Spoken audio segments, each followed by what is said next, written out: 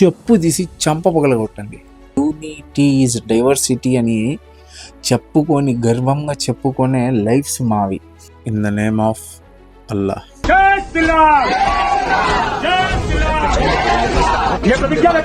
2 cinema చూసి కొంతమంది emotional అయిపోయి ఏదో సాధించాలని వాళ్ళ ఏబిసిడి కూడా తెలిసి ఉండవు.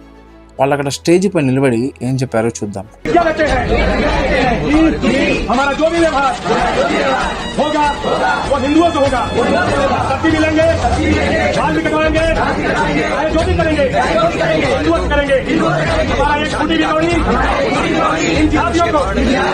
గైస్, వీళ్ళ మైండ్ సెట్ ఎంత దరిద్రంగా మారింది అని అంటే, ఒకవైపు ఎంతో ప్రయత్నిస్తున్నాం, హిందూ ముస్లిం ఒకటే రా భయ్, we're all one, we're all Indians.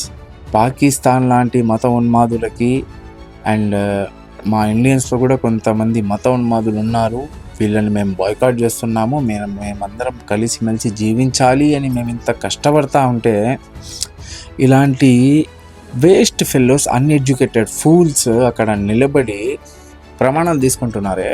ఇలాంటి ప్రమాణాలు తీసుకుంటే హ్యుమానిటీకే లాస్.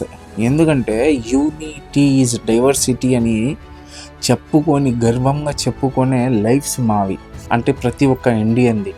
ఇలా స్టేజెస్ పైన నిలబడి ఒక్క కమ్యూనిటీలో ఒక్కడు తప్పు చేస్తే ఆ కమ్యూనిటీ మొత్తాన్ని తప్పు అని చెప్పడం చాలా రాంగ్.